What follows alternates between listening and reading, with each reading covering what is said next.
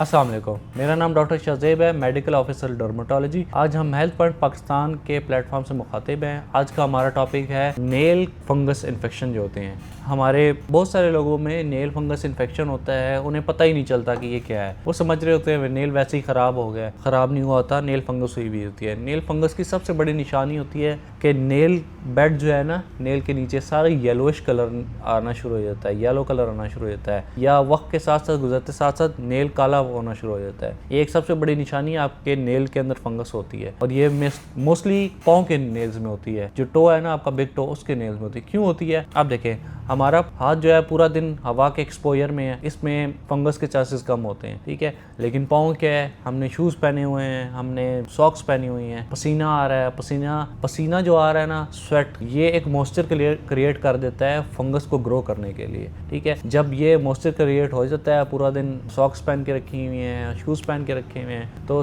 Nail fungus के infection के chances बढ़ जाते हैं। ये उन्हीं लोगों में कॉमन होते हैं जो ये रेगुलरली सॉक्स और शूज़ का इस्तेमाल ज़्यादा करते हैं। अब नेल फंगस जब हो जाती है, कुछ लोगों को तो पता ही नहीं होता, जब हो जाती है तो फिर मुख्तलिफ तरीक़ों के ट्रीटमेंट इस्तेमाल करते हैं, या मेनली लोग क्या करते हैं कि नॉर्मल क्लिनिक्स पे जाके नेल रिमूव करवा देते हैं। नेल रिमूव करवाने से नेल तो रिमूव हो जाता है, लेकिन असल वजह ट्रीट नहीं होती। फिर वो रिकरेंट रिपीट आते हैं कि जी ये नाखून ठीक हुआ था पिछले साल, हमने निकलवा दिया था, फिर ये दोबारा आ गया, फिर हमने निकलवाया था, ये फिर दोबारा आ गया। अब वजह ही नहीं जब ट्रीट की, जो फंगस था नीचे नेल बेड में उसको ही नहीं ट्रीट किया, तो फिर ये कैसे ठीक होगा? तो आज हम इसके बारे में थोड़ा सा बात करेंगे। नेल फंगस उन लोगों में बहुत ज़्यादा कॉमन हो जाता है जो या तो सॉक्स वगैरह इस्तेमाल कर रहे हैं या शूज़ का इस्तेमाल ज़्यादा कर रहे हैं, और इसके अलावा जिनकी थोड़ी सी इम्यूनिटी कम होती है। अब इम्यूनिटी कम होने की वजह से ना, वैसे तो बहुत सारे इन्फेक्शन के चांसेस बढ़ जाते हैं, लेकिन नेल फंगस के इन्फेक्शन के चांसेस ज़्यादा बढ़ जाते हैं जो लोग शूज़ ज़्यादा पहनते हैं,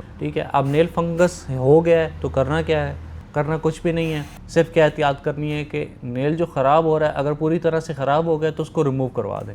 रिमूव करवाना अच्छी बात है, लेकिन रिमूव करवाने के बाद का क्या ट्रीटमेंट करना है वो कोई नहीं बताता। रिमूव करवाने के बाद का ट्रीटमेंट है जो नीचे नेल फंगस है उसको ओरली मेडिकेशन से भी ट्रीट किया जाए, और उसको नेल बेड के नीचे ऐसी एंटी फंगल क्रीम्स मिलती हैं हमारे, वो लगाई जाएँ ताकि वो पूरी तरह से ठीक हो। जब नेल फंगस ठीक हो जाएगी तो नाखून जो दोबारा वापस आएगा वो बिल्कुल सही आएगा। अच्छा, इसके बारे में बात की जाए एहतियात, तो एहतियात ये कि अगर आपको ऐसा इन्फेक्शन हो गया है तो खुले हवादार जूते पहने, सॉक्स का इस्तेमाल किया है, करना पड़ रहा है, ज़रूरी है तो घर आके सॉक्स उतार के अच्छी तरह पाँव को खुश्क करें और मॉइस्चर रखें। पाँव को मॉइस्चर रखने का मकसद क्या है कि उसको मॉइस्चराइजिंग ऑयल वगैरह लगा के रखें, मॉइस्चराइजिंग लोशंस वगैरह लगा के रखें। इसकी एहतियात है, ट्रीटमेंट वही है कि ओरल मेडिकेशन होती हैं, टॉपिकल लगाने वाली मेडिसिन होती हैं, एंटी फंगल होती हैं, और एहतियात बस ये है कि इन चीज़ों का इस्तेमाल कम किया जाए। Thank you.